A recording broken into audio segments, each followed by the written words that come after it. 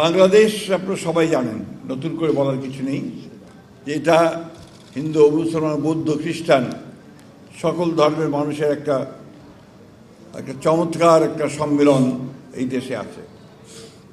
এখানে হিন্দু, মুসলমান, বৌদ্ধ, খ্রিস্টান হাজার বছর ধরে তারা এখানে বাস করেন এবং এটাই হচ্ছে তাদের ভূখণ্ড, যারা আমরা আজকে এখানে বাস করছি। এখানে বিভাজনের প্রশ্ন কখনোই আসা উচিত নয় ধর্মকে কেন্দ্র করে। আপনারা চিন্তা করুন, আমরা সেই ব্রিটিশদের আমলের আগেও তারও আগে থেকে এখানে কিন্তু এই সমস্যাগুলো কখনোই ছিল না। এই সমস্যাগুলো শুরু হয়েছে মূলত ব্রিটিশদের সময় থেকে, তারপর থেকে। আমরা 1971 সালে যে স্বাধীনতা যুদ্ধ করেছি, সেই স্বাধীনতা যুদ্ধের যে মূল কথাটি ছিল, সেই কথাটি ছিল কিন্তু এখানে এই ভূখণ্ডে আমরা যারা বাস করি তাদের স্বাধীনতার জন্যে, তাদের মুক্তির জন্যে, তাদের অর্থনৈতিক মুক্তির জন্যে আমরা একটা স্বাধীন দেশ চাই, সার্বভৌম দেশ চাই, যে দেশে আমরা আমাদের মানুষগুলোর বিকাশ সাধন করতে সক্ষম হব। সেদিন কিন্তু আমরা ওই ধর্মের নাম করে যারা সেদিন স্বাধীন করেছিল সেটাকে ডিফাই করে কিন্তু একসাথে আমরা এই লড়াইটা লড়েছিলাম এবং সেখানে আমরা 1971 সালে একটা রক্তক্ষয়ী যুদ্ধের মধ্যে দিয়ে কিন্তু আমরা দেশ স্বাধীন করেছি।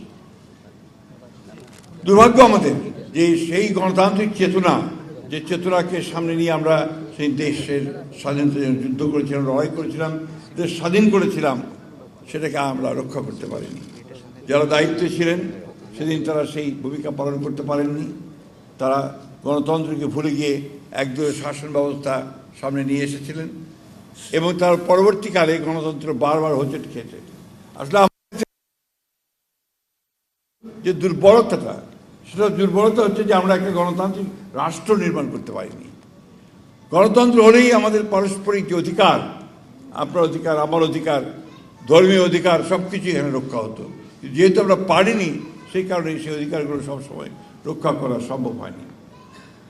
আমরা ইতিমধ্যে আপনার বিজয়বাবু বলেছেন, নিতাইবাবু আছেন, আমরা এই সরকার প্রথমবারের মতো তারেক রহমান সাহেব কিন্তু সরকারের মধ্যে একজন বিশেষ সহকারী নিযুক্ত করেছেন তাকে সাহায্য করার জন্য আপনাদের সংস্থাগুলোর ব্যাপারে কাজ করেন।